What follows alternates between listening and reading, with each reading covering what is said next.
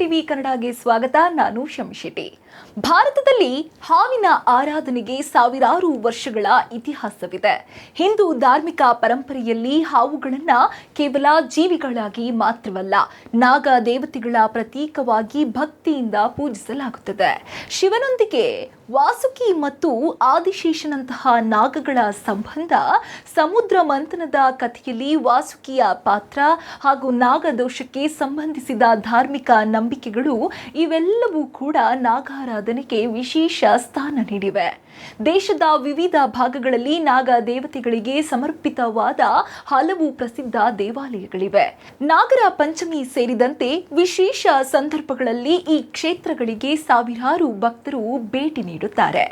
ಇಂದು ಭಾರತದ 6 ಪ್ರಮುಖ ನಾಗ ದೇವಾಲಯಗಳು ಯಾವುವು, ಅವುಗಳ ವಿಶೇಷತೆ ಏನು ಅನ್ನೋದನ್ನ ನಾನು ನಿಮಗೆ ತಿಳಿಸ್ಕೊಡ್ತೀನಿ. ಬನ್ನಿ. ಮೊದಲನೇದಾಗಿ ನಮ್ಮ ಕರ್ನಾಟಕದ ಸುಪ್ರಸಿದ್ಧ ದೇವಸ್ಥಾನ ಕುಕ್ಕೆ ಶ್ರೀ ಸುಬ್ರಹ್ಮಣ್ಯ ಸ್ವಾಮಿ ದೇವಸ್ಥಾನ. ಹೌದು, ಮೊದಲಿಗೆ ಕರ್ನಾಟಕದ ದಕ್ಷಿಣ ಕನ್ನಡ ಜಿಲ್ಲೆಯಲ್ಲಿರುವ ಕುಕ್ಕೆ ಶ್ರೀ ಸುಬ್ರಹ್ಮಣ್ಯ ದೇವಸ್ಥಾನವನ್ನ ನೋಡೋದಾದ್ರೆ, ಇಲ್ಲಿ ನಾಗಾರಾಧನೆ ಮತ್ತು ನಾಗದೋಷ ಪರಿಹಾರ ಪೂಜೆಗಳ ವಿಚಾರದಲ್ಲಿ ಈ ಕ್ಷೇತ್ರಕ್ಕೆ ವಿಶೇಷವಾದಂತಹ ಮಹತ್ವವಿದೆ. ಪುರಾಣದ ನಂಬಿಕೆಯ ಪ್ರಕಾರ ಗರುಡನ ಭಯದಿಂದ ರಕ್ಷಣೆ ಪಡೆಯಲು ಸರ್ಪರಾಜ ವಾಸುಕಿಯು ಸುಬ್ರಹ್ಮಣ್ಯ ಸ್ವಾಮಿಯ ಆಶ್ರಯ ಪಡೆದಿದ್ದಂತೆ. ಇನ್ನು ಸ್ವಾಮಿಯು ವಾಸುಕಿಗೆ ಅಭಯ ನೀಡಿದ ಸ್ಥಳವೇ ಶ್ರೀ ಕುಕ್ಕೆ ಸುಬ್ರಹ್ಮಣ್ಯ ಕ್ಷೇತ್ರ ಎಂದು ನಂಬಲಾಗುತ್ತದೆ. ಹೀಗಾಗಿ ಇಲ್ಲಿ ಸುಬ್ರಹ್ಮಣ್ಯ ಸ್ವಾಮಿ ಮತ್ತು ವಾಸುಕಿಯ ಆರಾಧನೆ ವಿಶೇಷವಾಗಿದೆ. ಆಶ್ಲೇಷ ಬಲಿ, ಸರ್ಪ ಸಂಸ್ಕಾರ ಮತ್ತು ನಾಗ ಪ್ರತಿಷ್ಠೆಯಂತಹ ಧಾರ್ಮಿಕ ಆಚರಣೆಗಳಿಗೆ ದೇಶದ ವಿವಿಧ ಭಾಗಗಳಿಂದ ಭಕ್ತರು ಇಲ್ಲಿಗೆ ಬರ್ತಾರೆ.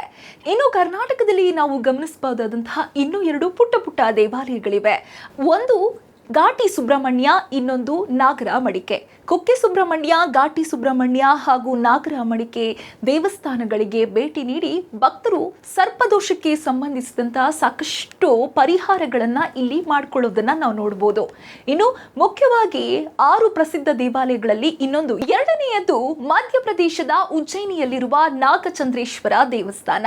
ಈ ದೇವಾಲಯದ ಅತ್ಯಂತ ವಿಶೇಷ ಸಂಗತಿ ಏನೆಂದರೆ, ವರ್ಷಕ್ಕೆ ಒಮ್ಮೆ ಮಾತ್ರ ಭಕ್ತರಿಗೆ ಬಾಗಿಲು ತೆರೆಯುತ್ತದೆ. ಉಜ್ಜಯಿನಿಯ ಮಹಾಕಾಳೇಶ್ವರ ದೇವಾಲಯ ಸಂಕೀರ್ಣದ 3ನೇ ಮಹಡಿಯಲ್ಲಿರುವ ಈ ದೇವಾಲಯ ನಾಗ ಪಂಚಮಿಯಂದು ಮಾತ್ರ ಸಾರ್ವಜನಿಕ ದರ್ಶನಕ್ಕೆ ತೆರೆಯುತ್ತಾರೆ. ಇನ್ನು ಇಲ್ಲಿರುವ ವಿಗ್ರಹದಲ್ಲಿ ಶಿವ ಮತ್ತು ಪಾರ್ವತಿ ದೇವಿಯು ನಾಗದ ಮೇಲೆ ಆಸೀನರಾಗಿರುವಂತಹ ರೂಪವನ್ನ ಕಾಣಬಹುದು ಎಂದು ನಂಬಲಾಗಿದೆ. ನಾಗ ಪಂಚಮಿಯಂದು ವಿಶೇಷ ಪೂಜೆ ಮತ್ತು ಅಭಿಷೇಕಗಳು ಇಲ್ಲಿ ನಡೆಯುತ್ತದೆ. ಈ ಒಂದು ದಿನದ ದರ್ಶನಕ್ಕಾಗಿ ಅಪಾರ ಸಂಖ್ಯೆಯ ಭಕ್ತರು ಉಜ್ಜಯಿನಿಗೆ ಆಗಮಿಸುತ್ತಾರೆ. ಇನ್ನು 3ನೇ ದೇವಸ್ಥಾನ ಮುನ್ನರಾಸಲ ನಾಗರಾಜ ದೇವಸ್ಥಾನ. ಇದು ಕೇರಳದಲ್ಲಿದೆ. ಕೇರಳದ ಆಲಪ್ಪುಳ ಜಿಲ್ಲೆಯಲ್ಲಿರುವಂತಹ ಮುನ್ನರಾಸಲ ನಾಗರಾಜ ದೇವಸ್ಥಾನ ನಾಗಾರಾಧನೆಯ ವಿಶಿಷ್ಟ ಪರಂಪರೆಗೆ ಹೆಸರುವಾಸಿಯಾಗಿದೆ. ಹಚ್ಚ ಹಸಿರಿನ ಮರಗಳಿಂದ ಆವೃತವಾಗಿರುವಂತಹ ದೇವಾಲಯದ ಪರಿಸರದಲ್ಲಿ ಅನೇಕ ನಾಗ ಪ್ರತಿಮೆಗಳು ಕಾಣಸಿಗುತ್ತವೆ. ಸರ್ಪ ದೇವತೆಯ ಆರಾಧನೆಯೊಂದಿಗೆ ಈ ಕ್ಷೇತ್ರಕ್ಕೆ ಸಂತಾನ ಪ್ರಾಪ್ತಿಯ ಕುರಿತ ಭಕ್ತಿಯ ನಂಬಿಕೆಗಳು ಜೋಡಿಸಿಕೊಂಡಿವೆ. ಮಕ್ಕಳನ್ನು ಬಯಸುವ ದಂಪತಿಗಳು ಇಲ್ಲಿ ಪ್ರಾರ್ಥನೆ ಸಲ್ಲಿಸುತ್ತಾರೆ. ಈ ದೇವಾಲಯದ ಮತ್ತೊಂದು ವಿಶೇಷತೆ ಎಂದರೆ ಮಹಿಳಾ ಅರ್ಚಕರ ಪರಂಪರೆ. ಹೌದು, ಒಲಿಯಮ್ಮ ಎಂದು ಕರೆಯಲ್ಪಡುವ ಮುಖ್ಯ ಅರ್ಚಕಿಯ ದೇವಾಲಯದ ಧಾರ್ಮಿಕ ಆಚರಣೆಗಳಲ್ಲಿ ಪ್ರಮುಖ ಪಾತ್ರವನ್ನ ವಹಿಸುತ್ತಾರೆ. ಇನ್ನು 4ನೇ ದೇವಸ್ಥಾನ ನಾಗರಾಜ ದೇವಸ್ಥಾನ. ಇದು ನಾಗರ ಕೋಯಿಲ್ನಲ್ಲಿದೆ. ಹೌದು, ಈಗ ತಮಿಳುನಾಡಿನ ನಾಗರ ಕೋಯಿಲ್ನಲ್ಲಿರುವಂತಹ ಈ ದೇವಸ್ಥಾನ ನಗರದ ಹೆಸರಿನೊಂದಿಗೆ ನೇರವಾಗಿ ಸಂಬಂಧ ಹೊಂದಿರುವ ನಾಗರಾಜ ದೇವಸ್ಥಾನ ಸರ್ಪದೇವರಿಗೆ ಸಮರ್ಪಿತವಾದ ಪ್ರಮುಖ ಕ್ಷೇತ್ರಗಳಲ್ಲಿ ಒಂದಾಗಿದೆ. ದೇವಾಲಯದ ಗರ್ಭಗುಡಿಯಲ್ಲಿ ನಾಗರಾಜನ ಆರಾಧನೆ ನಡೆಯುತ್ತದೆ. ಇಲ್ಲಿ ನೀಡಲಾಗುವ ಒದ್ದೆಯಾದ ಮರಳಿನ ಪ್ರಸಾದ ಕೂಡ ವಿಶೇಷವಾಗಿ ಗಮನ ಸೆಳೆಯುತ್ತದೆ. ನಾಗದೋಷ, ಕಾಳಸರ್ಪದೋಷ, ವಿವಾಹದ ಅಡೆತಡೆಗಳು ಹಾಗೂ ಸಂತಾನಕ್ಕೆ ಸಂಬಂಧಿಸಿದ ಸಮಸ್ಯೆಗಳ ನಿವಾರಣೆಗಾಗಿ ಭಕ್ತರು ಇಲ್ಲಿ ಪ್ರಾರ್ಥನೆ ಸಲ್ಲಿಸುತ್ತಾರೆ ಎಂಬ ನಂಬಿಕೆ ಇದೆ. ಇನ್ನು ನಾಗವಾಸುಕಿ ದೇವಸ್ಥಾನ. ಇದು ಪ್ರಯಾಗರಾಜ್ನಲ್ಲಿದೆ. ಉತ್ತರ ಪ್ರದೇಶದ ಪ್ರಯಾಗರಾಜ್ನ ಗಂಗಾ ನದಿ ತೀರದಲ್ಲಿರುವ ನಾಗವಾಸುಕಿ ದೇವಸ್ಥಾನವು ಪ್ರಮುಖ ನಾಗಕ್ಷೇತ್ರಗಳಲ್ಲಿ ಒಂದಾಗಿದೆ. ದಾರಾಗಂಜ ಪ್ರದೇಶದಲ್ಲಿರುವ ಈ ದೇವಾಲಯದ ಆರಾಧನೆಗೆ ಪೌರಾಣಿಕವಾಗಿ ನಾಗರಾಜ ವಾಸುಕಿಯೊಂದಿಗೆ ಸಂಬಂಧವಿದೆ. ಸಮುದ್ರ ಮಂಥನದ ಕಥೆಯಲ್ಲಿ ವಾಸುಕಿಯು ಮಹತ್ವದ ಪಾತ್ರ ವಹಿಸಿದ್ದಾನೆ.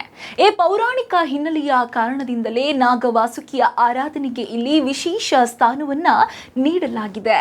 ಇನ್ನು ವಿಶೇಷವಾಗಿ ನಾಗಪಂಚಮಿಯಂದು ದೇವಾಲಯದಲ್ಲಿ ವಿಶೇಷ ಪೂಜೆಗಳು ನಡೆಯುತ್ತವೆ ಮತ್ತು ಹೆಚ್ಚಿನ ಸಂಖ್ಯೆಯಲ್ಲಿ ಭಕ್ತರು ಆಗಮಿಸುತ್ತಾರೆ. ಇನ್ನು 6ನೆಯ ಪ್ರಸಿದ್ಧ ದೇವಾಲಯ ತಿರುನಾಗೇಶ್ವರಂ. ಹೌದು, ನಾಗನಾಥ ಸ್ವಾಮಿ ದೇವಸ್ಥಾನ ಇದು ಕೂಡ ತಮಿಳುನಾಡಿನಲ್ಲಿದೆ. ಇದು ಕೊನೆಯದಾಗಿ ಮತ್ತು 6ನೇ ದೇವಸ್ಥಾನಗಳಲ್ಲಿ ಒಂದು. ತಮಿಳುನಾಡಿನ ಕುಂಭಕೋಣಂ ಸಮೀಪದಲ್ಲಿರುವಂತಹ ತಿರುನಾಗೇಶ್ವರಂ ನಾಗನಾಥ ಸ್ವಾಮಿ ದೇವಸ್ಥಾನ ನಾಗಾರಾಧನೆಯ ಜೊತೆಗೆ ನವಗ್ರಹ ಆರಾಧನೆಗೂ ಕೂಡ ಈ ಕ್ಷೇತ್ರ ಪ್ರಸಿದ್ಧವಾದದ್ದು. ಇಲ್ಲಿ ಶಿವನನ್ನ ನಾಗನಾಥ ಸ್ವಾಮಿ ಎಂದು ಪೂಜಿಸಲಾಗುತ್ತೆ. ಇದೇ ಕ್ಷೇತ್ರದ ಮತ್ತೊಂದು ಪ್ರಮುಖ ಆರಾಧನೆ ರಾಹು ಪೂಜೆ. ರಾಹು ಅಭಿಷೇಕದ ವೇಳೆ ವಿಗ್ರಹಕ್ಕೆ ಹಾಲಿನಿಂದ ಅಭಿಷೇಕ ಮಾಡಲಾಗುತ್ತದೆ. ಆ ಸಂದರ್ಭದಲ್ಲಿ ಹಾಲು ನೀಲಿ ಬಣ್ಣಕ್ಕೆ ತಿರುಗುತ್ತದೆ ಮತ್ತು ಕೆಳಗೆ ಹರಿದ ನಂತರ ಮತ್ತೆ ಬಿಳಿ ಬಣ್ಣಕ್ಕೆ ಮರಳುತ್ತದೆ ಎಂಬುದು ಇಲ್ಲಿ ಪ್ರಸಿದ್ಧವಾಗಿರುವ ಧಾರ್ಮಿಕ ನಂಬಿಕೆ. ಈ ವಿಶಿಷ್ಟ ಆಚರಣೆಯನ್ನ ನೋಡಲು ಭಕ್ತರು ದೂರದಿಂದ ಇಲ್ಲಿಗೆ ಆಗಮಿಸುತ್ತಾರೆ. ನಾಗಗಳ ಆರಾಧನೆ ಭಾರತದಲ್ಲಿ ಕೇವಲ ಒಂದು ಧಾರ್ಮಿಕ ಆಚರಣೆಯಾಗಿಲ್ಲ. ಇದು ಪುರಾಣ, ಸ್ಥಳೀಯ ಸಂಪ್ರದಾಯ, ಜನಪದ ನಂಬಿಕೆ ಮತ್ತು ದೇವಾಲಯಗಳ ಇತಿಹಾಸದೊಂದಿಗೆ ಬೆಸೆದುಕೊಂಡಿರುವ ವಿಶಾಲ ಸಾಂಸ್ಕೃತಿಕ ಪರಂಪರೆ. ಕರ್ನಾಟಕದ ಕುಕ್ಕೆ ಸುಬ್ರಹ್ಮಣ್ಯನಿಂದ ಹಿಡಿದು ಉಜ್ಜಯಿನಿಯ ನಾಗಚಂದ್ರೇಶ್ವರ, ಕೇರಳದ ಮನ್ನರಸಲ, ಪ್ರಯಾಗರಾಜ್ನ ನಾಗವಾಸುಕಿ ಮತ್ತು ತಮಿಳುನಾಡಿನ ನಾಗರಾಜ ಹಾಗೂ ತಿರುನಾಗೇಶ್ವರಂ ಕ್ಷೇತ್ರಗಳವರೆಗೂ ಪ್ರತಿಯೊಂದು ದೇವಾಲಯವು ತನ್ನದೇ ಆದ ಕಥೆ ಮತ್ತು ಸಂಪ್ರದಾಯವನ್ನ ಹೊಂದಿದೆ. ಈ ಬಾರಿಯ ನಾಗಪಂಚಮಿಗೆ ನೀವು ಈ ಯಾವ ದೇವಸ್ಥಾನಕ್ಕೆ ಭೇಟಿ ನೀಡ್ತೀರಿ? ಕಾಮೆಂಟ್ನಲ್ಲಿ ತಿಳಿಸಿ.